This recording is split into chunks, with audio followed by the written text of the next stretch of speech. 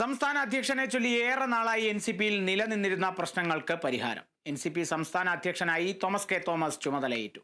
മുൻ അധ്യക്ഷൻ പി.സി. ചാക്കോ രാജിവെച്ച ഒഴിവിലേക്കാണ് പുതിയ അധ്യക്ഷനെ തിരഞ്ഞെടുത്തത്. പാർട്ടിയിൽ പ്രശ്നങ്ങളില്ലെന്നും ഒറ്റക്കെട്ടായി പ്രവർത്തിക്കുമെന്നും തോമസ് കെ തോമസ് പറഞ്ഞു. കഴിഞ്ഞ മാസം കൊച്ചിയിൽ നടന്ന എൻസിപി നേതൃയോഗത്തിലാണ് പുതിയ അധ്യക്ഷൻ ആരാകണമെന്ന കാര്യത്തിൽ അന്തിമ തീരുമാനമുണ്ടായത്. ചർച്ചകൾക്കിടയിൽ ഉയർന്നുവന്ന പേര് തോമസ് കെ തോമസിന്റേത് മാത്രമായിരുന്നു. 14 ജില്ലകളിൽ നിന്നുള്ള പ്രസിഡന്റുമാരുടെ അടക്കം പിന്തുണ തോമസ് കെ തോമസിനാണ് ലഭിച്ചത്. മന്ത്രിമാറ്റത്തെ ചൊല്ലിയും അധ്യക്ഷ പദവിയെ ചൊല്ലിയും പാർട്ടിക്കുള്ളിൽ ഏറെ നാളായി തർക്കങ്ങളുണ്ടായിരുന്നു. എ.കെ. ശശീന്ദ്രനെ മന്ത്രിസ്ഥാനത്ത് നിന്നും മാറ്റി തോമസ് കെ തോമസിനെ പകരം കൊണ്ടുവരാനായിരുന്നു പി.സി. ചാക്കോയുടെ ശ്രമം. എന്നാൽ മുഖ്യമന്ത്രി ഈ നീക്കത്തെ എതിർത്തതോടെ പി.സി. ചാക്കോയ്ക്ക് തിരിച്ചടിയുണ്ടായി.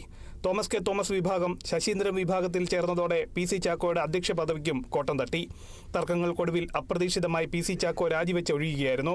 നിലവിൽ പാർട്ടിക്കുള്ളിൽ തർക്കങ്ങളില്ലെന്ന് പുതിയ അധ്യക്ഷൻ തോമസ് കെ തോമസ് പറഞ്ഞു. നമുക്ക് എന്ത് എൻസിപി എടുക്കാമെന്നല്ല, എന്ത് എൻസിപിക്ക് കൊടുക്കാമെന്ന് ഓരോ വ്യക്തികളോട് വന്നിരിക്കുന്നവർ തീരുമാനിച്ചാൽ തീർച്ചയായിട്ടും എൻസിപി ശക്തിപ്പെടും. അതുകൊണ്ട് വരുന്നവർ ഒന്ന് എടുക്കാൻ ചിന്തിക്കരുത്.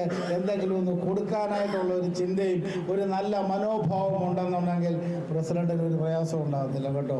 ജില്ലാ പ്രസിഡന്റുമാർക്ക് ഒരു പ്രയാസം ഉണ്ടാകത്തില്ല, വർക്കിംഗ് പ്രസിഡന്റുമാർക്ക് പ്രയാസം ഉണ്ടാകത്തില്ല, വൈസ് പ്രസിഡന്റിന് ഒരു പ്രയാസം ഉണ്ടാകത്തില്ല.